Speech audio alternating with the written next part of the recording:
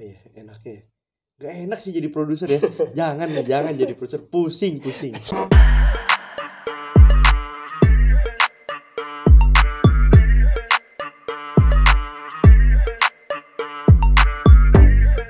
Oke, 3, 2, 1. Oke, balik lagi ke RAD Podcast. Dan di podcast gue kali ini gue kedatangan seorang produser ternama nih ceritanya. Gak usah ternama dong anjing.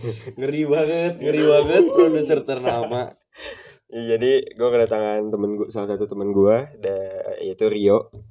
Dan dia job desk-nya itu adalah seorang produser. Nah, jadi gue tuh mau bikin sebuah project nih, yo.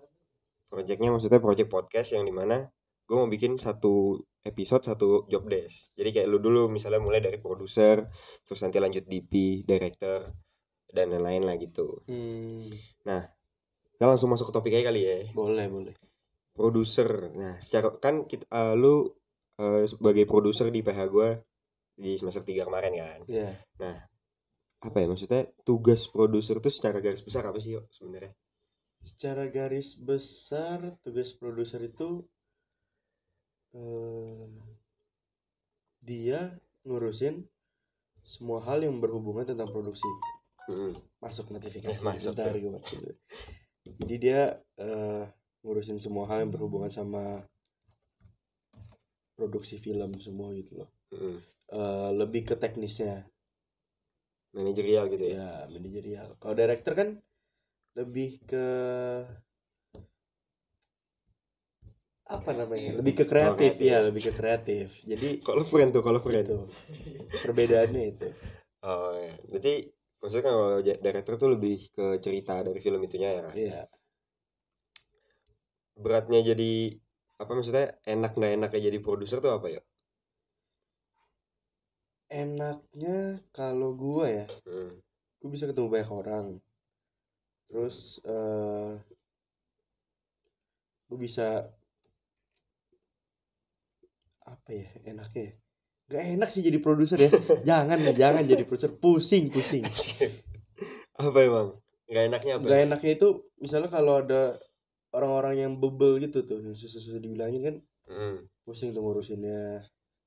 Habis itu ya kalau paling ada kemarin yang kayak kemarin kita itu kan masalah perizinan tuh. Oh iya. H-3 tiba-tiba nggak boleh. Iya nggak boleh syuting. Itu pusing-pusingnya di situ. Paling semua hal yang tiba-tiba itu loh, itu pusingnya di situ, dadakan. Iya. Padahal udah di planning. Ya udah dapat perizinan dari sebelum-sebelumnya kan sebenarnya gitu. Cuman kalau untuk ngatasin kayak gitu-gitu tuh apa sih yang bisa lu lakuin gitu?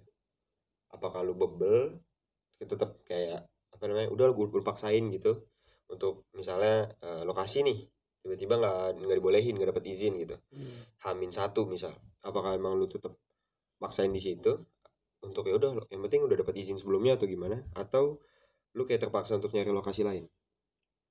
Kalau gua pasti pertama ngobrol dulu kan sama yang punya lokasi, kenapa sih tiba-tiba H-1 gitu loh, nggak dapet izinnya gitu. Habis itu ya kalau yang kemarin yang semester 3 itu permasalahannya adalah di dosennya kan. Oh iya. Tiba-tiba dosennya nggak ngasih gue izin. Tapi dari pihak gedung, dari pihak pengelola itu kan izinnya udah dikasih kan. Jadi ya kalau menurut gua itu udah hal yang gua lakukan itu udah benar. Udah benar. Walaupun nggak dikasih izin sama dosen buat syuting, tapi kita dikasih izin buat penggunaan lokasi kan. Oh iya, berarti yang penting maksudnya yang bersangkutan sama lokasinya aman lah ya. Iya, aman dulu gitu. Tapi untungnya kemarin dikasih juga sih izin sama dosen. Oh iya, maksudnya itu menit-menit akhir banget tuh. Iya. Itu gue inget kita jam 8 udah harus masuk barang. Jam 7 gue lagi meeting. Iya kan. Iya. Terus kan ada produser, ada production manager nih yo. Dua role itu kan beda ya? Iya. Maksudnya apa sih perbedaan fungsi dari dua role itu? Apakah produser bisa merangkap jadi production manager atau gimana? Bisa. Production manager itu kerjanya pas di hari syuting. Oh justru di hari syuting? Iya. Biasa production manager itu ngurusin soal transportasi, soal makanan, minuman, konsumsi gitu ya. Iya. Bukan keperizinan lagi apa gimana? Bukan, biasa perizinan itu yang ngurus location manager. Location manager. Berarti sebenarnya secara manajerial tuh ada 3 ya? Ada yang secara Ada 4. Apa aja tuh? Ada Produser. 3, produser, line producer, unit production manager, ya sama sisa bawah-bawahnya paling location manager, ya? terus production assistant kayak gitu. Apa bedanya antara produser, line producer sama eksekutif produser ya? Nah, kalau eksekutif produser itu kan yang mendanai. Itu lebih ke klien. Iya, lebih ke klien. Okay. Biasa ya dia ngasih uang berapa gitu, habis itu diminta apa kita kerjain gitu. Gitu. Kalau produser itu jobnya tadi kayak gue bilang, dia ngurus semua hal soal produksi, soal jalannya film ini kayak gimana. Terus kalau unit itu biasa ngerjain pas kerjaannya itu pas hari syuting. Transportasinya mau kayak gimana sih, makanan minuman nyiapin itu semua jam berapa ya, pokoknya mereka siapin kayak gitu. Kalau line producer itu biasanya yang ngatur keuangan, cuma ngatur keuangan doang. Oh, malah cuma keuangan tuh. Jadi dari produser udah tahu berapa uangnya, garis besarnya. Habis itu biar nanti line producer yang ngurus, yang ngerinciin lagi tuh kayak gitu. Dia bisa bilang misalnya pas syuting kita butuh barang buat anak art itu kita kasih lah 6 juta gitu lah. Terus anak artnya mau nambah, dan produser bisa mutusin ngasih apa enggak gitu. Oh gitu. Iya. Berarti bisa nggak dikasih dong? Bisa nggak dikasih, tergantung perhitungannya. Oh iya.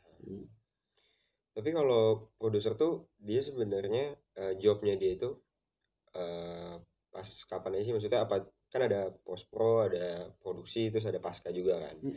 Nah itu tuh apa tiga-tiganya dia terlibat dalam dalam 3 waktu itu, 3 fase itu, atau cuman di pasca produksi doang? Enggak, produser itu biasanya semuanya. Dari development. Ya kan, development, produser ngobrol sama director, ngobrol sama scriptwriter, bertiga tuh. Bikin skripnya jadi, masuk ke pre-pro. Masuk ke pre-pro, habis itu ya produser ngurusin perizinan, produser bikin timeline, produser bikin budget. Ngurus izin lokasi, ngurus cash release, banyak kan tuh. Berarti reading dan rehearsal tuh udah nggak bagian produser lagi kan sebenarnya? Reading dan rehearsal itu bagian dari director ya. Terus kalau produksi oke lah ya, maksudnya produksi ya ada mantau lah kasarnya kan, apa enggak juga? Tergantung sebenarnya. Kalau hari itu dia lagi sibuk, terus dia mau ketemu klien, mau ketemu apa, berarti kan dia nggak bisa ikut karena klien-klien itu kan yang harus diduluin. Jadi produser makanya punya unit. Unit buat ngebantuin produksian gitu. Makanya si unit ini cuma pas syuting lah kasarnya ya. Terus kalau post pro? Kalau post pro, produser itu ngelit juga, enggak juga, karena di post pro itu kan ada satu namanya musik rilis. Kita harus ngurus perizinan musiknya juga kan, musiknya mau kayak gimana. Jadi sebenarnya nggak terlalu ngikut proses editornya lah ya. Terus lebih ke ya musik rilisnya aja gitu kan. Tapi kadang ngikutin juga sih. Tergantung produsernya lah ya. Iya. Berarti kalau distribusi udah masuk ke distribusi, promo, distribusi eksibisi gitu? Kalau ya distribusi eksibisi juga biasa urusin sama produser. Biasa produser nyari distributornya gitu loh, buat nyebarin film ini. Jadi bisa disebar kemana aja gitu ya. Kalau eksibisi ya mereka bikin kayak screening di entah di bioskop mana gitu. Nah itu eksibisi. Kayak gala premier gitu ya. Ya gala premier. Tapi sepanjang lu jadi produser di PH nih, di semester 3 lah gitu, apa yang lu sesalin dan apa yang kayak lu udah capai nih di project kita?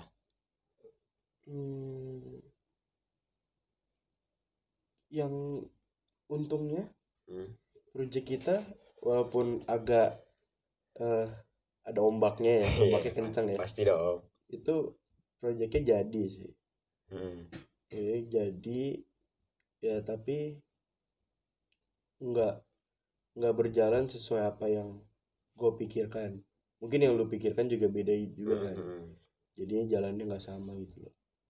Nggak sesuai ekspektasi lah ya. Nggak sesuai ekspektasi. Secara apa maksudnya, secara perjalanan proyeknya kan, maksudnya kalau dari hasil proyek itu sendiri puas nggak lu sama hasilnya? Nah kalau menurut lu gimana? Ini kan gue nanya dari lu dulu, kenapa lu balik ke gue? Gue kan di sini hanya sebagai kan lu narasumber ya. Kalau gue nggak apa ya namanya? Gue nggak sepuas itu sih, karena masih banyak kesalahan kita kan. Dari pas hari syuting juga banyak cekcok, iya, segala macam. Terus ya gitulah. Kalau dari gue juga ya puas nggak puas lah, maksud gue kayak nggak puasnya emang mungkin kayak ya udahlah ya kayak gitu jadinya. Tapi puasnya tuh karena mungkin gue mikir kayak ini kan jadi satu momen pembelajaran juga nih buat kita yang masih jam terbangnya masih dikit, masih kecil lah gitu ya. Jadi puas gue di situ menurut gue gitu. Iya, berarti ini syutingan kedua ya di UMN. Syutingan kedua. Iya. Dan itu kan juga gue posisinya kan gue sebagai gaver kan di situ kayak baru pertama kali nih gue megang lampu kan. Jadi gue bener-bener belajar dari nol banget lah gitu, yang nggak ada basicnya sama sekali gitu. Iya. Makanya gue ngerasa puasnya di situ karena kayak ada sesuatu yang bisa gue kerjain dari yang sebelum itu gue nggak pernah ngulik di situ gitu. Tapi kalau lihat dari project kita di semester 3 nih, yo, menurut lo apa yang harus di improve ke depannya? Let's say kita satu PH lagi nih. Pertama, cara kerja. Kita kan datang dari latar belakang yang berbeda kan. Pasti. Banyak dari kita yang cara kerjanya itu nggak sama. Jadi kita harus pertama paling harus nyamain cara kerjanya dulu sih. Biar enak gitu kerjanya. Iya benar. Soalnya dari kita kan kadang beberapa meeting ada yang nggak datang. Iya. Ya. Terus jadinya mereka nggak ngerti. Oh iya benar. Konsepnya kayak gimana sih? Jadi terus tiba-tiba ikut masuk campur tangan, jadinya malah kacau. Karena dia nggak tahu. Sebenarnya. Terus kita harus banyak-banyak ngobrol sih. Bonding. Iya sih, gua rasa itu juga satu hal yang sebenarnya ada kurang kita lakuin ya. Padahal kita kemarin itu udah cukup kompak kalau menurut gua. Iya sih, sebenarnya udah lumayan kompak kalau maksudnya kayak gitu ya. Cuman kalau apa namanya, menurut lu misal kita punya job desk masing-masing nih, ya. Wajar nggak sih kalau seandainya yang nggak job desknya tuh bantuin? Let's say gini, PM ya PM kan, produser bagian manajerial lah gitu. Terus ada misalnya yang lagi kosong job-jobnya, misalnya lagi nggak begitu kerja kayak editor atau sound kan belum syuting nih, masih preko atau development gitu. Wajar nggak sih kalau kita bantuin mereka, sekedar bantuin ya sebisanya aja gitu, maksud gue kayak kita tuh bukan kerja karena job desk-nya masing-masing doang, tapi kerja sebagai kerja kelompok gitu. Wajar aja sih, tapi itu lu kalau mereka butuh, mereka mau baru lu ikut. Kalau lu tiba-tiba ikut nimbrung Gitu dan ya. segala macam terus nggak suka, itu kan mengganggu workflow juga kan. Jadi lebih kayak tergantung dari mereka yang mau dibantuin atau enggak gitu ya. Tapi tetap harus ada hierarkinya gitu loh, kayak misalnya ada tangganya gitu, urutan misal produser, director, jadi nggak boleh asal lompat-lompat gitu loh. Oh iya. Nah, Jadi kayak misalnya eh, DP sama anak-anaknya, berarti kan anak-anaknya harus menghormati kepalanya. Itu yang nggak punya itu yang nggak banyak diajarin sama kita. Iya sih benar. Karena kita ngelihatnya ini kayak kerja kelompok aja gitu. Kita nggak kalau menurut gue ya, kita nggak disiapin buat kerja gimana sih kerja di luar. Di industri ya. Iya. Karena gue pribadi pas ya selama semester 3 juga gue juga masih punya pemikiran itu ya, kayak ya kerja kelompok aja gitu. Iya, makanya. Nggak, kenapa sih harus sendiri sendiri, gue masih mikirnya gitu. Ya mungkin di industri nggak bakal bisa kayak gitu ya kan. Karena lu punya kerjaan lu sendiri, gue punya kerjaan gue sendiri gitu loh.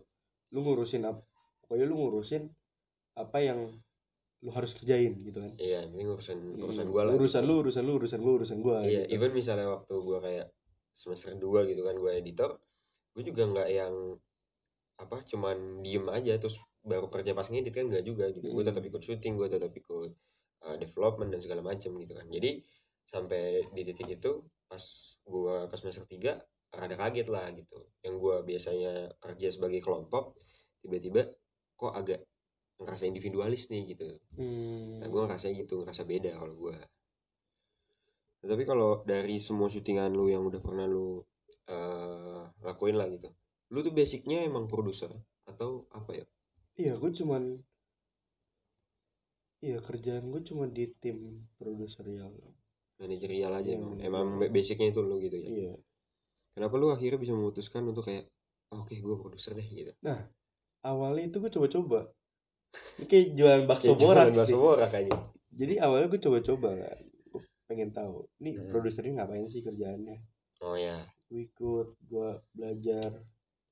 Terus pertama kali itu gue di creative production. Ya. Ya kan, itu syuting pertama kali creative production. Gue mencoba buat jadi produser. Mencoba jadi produser, ternyata ya menikmati gitu kan. Seru lah ya. Iya, seru. Dengan tantangan yang berbeda setiap kali syutingan kan. Iya. Ya semua juga ngerasain kali kalau kita bikin film tantangannya beda gitu di setiap syutingan. Iya benar. Iya kan. Itu terus gue mulai menikmati, ya gue memutuskan untuk jadi produser gitu. Akhirnya udah enjoy di situ ya. Di semester 2 berarti. Oh iya. Semester 2 gue memutuskan udah gue jadi produser aja. Oh iya. Soalnya kan basicnya sebenarnya orang awam nih yang nggak kuliah perfilman, orang tuh taunya anak-anak film itu ya cuma lu harus bisa megang kamera, lu harus bisa ngedit ya kan. Basicnya kan itu gitu. Enggak. Malah kalau lu buat film, orang-orang malah taunya lu sutradara. Ya atau itulah. Sutradara nih. Mereka nggak tahu lu editor. Tapi kalau misalnya lu nawarin orang gitu, orang awam nih, lu masuk film aja gitu. Kalau dia awam banget kan dia bakal bilang, tapi gua nggak bisa megang kamera. Oh iya. Basicnya Tapi gitu itu buat orang yang udah tahu berarti kan. Dia udah tahu apa itu film. Oh. Iya. Iya sih. Cuman ya, iya sutradara tuh ya. Basicnya dia tahu cuma sutradara, cuman cut gitu doang. Dia nggak tahu gimana. Dan gue juga kan sebenarnya nggak punya basic apa ya, kayak gue belum pernah nih SMA, gue pesantren kan. Jadi kayak gue belum pernah ikut syutingan di SMA apa segala macem, nggak pernah gue kayak gitu. Jadi gue benar-benar nggak tahu ternyata apa ya namanya, kompleks inilah gitu, maksud gue siapa perfilman ini gitu. Iya.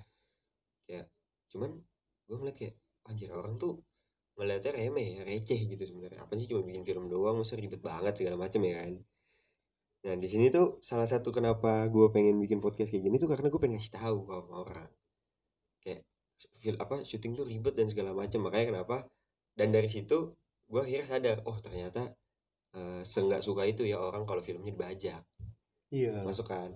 Nah maksudnya ternyata tuh seribet itu, bukan masalah duitnya doang kan, maksudnya kayak tenaga, waktu udah kita habisin, udah kita luangin, terus tiba-tiba lu dengan gampang dan entengnya ngebajak film lah gitu kasarnya. Iya. Memang pembajakan itu kadang yang bangsat sih orangnya. Iya. Kita buat film pakai hati, pakai tenaga, kita punya effort besar di film itu, terus tiba-tiba film itu direkam aja asal sama orang terus gitu. diupload. Iya. Padahal maksud gue kayak lu nggak ada effort itu kah gitu maksud gue. Kayak sekarang kan ngakses film kan gampang ya. Kayak lu punya aplikasi-aplikasi apa maksudnya third party application gitu kayak OTT video.com dan segala macam kan. Ya lu maksudnya lu Netflix dan segala macam tuh langganannya berapa sih per bulan, paling gocap 60.000 ya kan. Maksud gue nggak yang mahal-mahal banget gitu loh. Lu tuh nggak harus bayar nalangin duit produksi kita untuk bisa nonton film kita gitu ya nggak sih? Makanya orang kok suka gitu loh nonton film bajakan, padahal cuma bayar segitu doang kan. Buat nikmatin film-film bagus dengan kualitas yang paling bagus lah kasarnya kan. 1 bulan lagi. Iya, bukan untuk satu film malah kan. Jadi kayak lu bisa nonton beberapa film dengan harga segitu gitu maksud gue. Kalau nggak gini deh, apa pesan lu untuk para pembajak ini ya, atau penikmat yang bajakan-bajakan ini ya? Bajak kayak gue nggak ada pesan, udah pembajak pergi mati aja sana aja. Pergi mati. Gue punya ini Dit. Apa tuh? Di Instagram. Apa tuh? Kita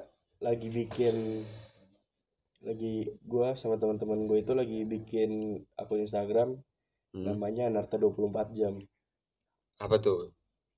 Ya kita bikin konten sesuka hati kita aja. Kita pengen bikin, terakhir itu kita bikin rap. Oke. Kita bikin MV rap. Jadi dari lagu itu kita bikin dari awal. Oh ya, mixing sendiri segala macam. Iya, kita tulis sendiri ya. Itu kita bikin dalam waktu 2 minggu doang. Oh ini baru buat nih berarti nih? Enggak, MV-nya. Kalau Anarta 24 jam ini udah 1 bulan lebih. Jalan di 1 bulan. Dia apa nih, IG, YouTube atau apa aja? Instagram doang ya. Bagi yang penasaran boleh cek di link di deskripsi. Iya, link deskripsi.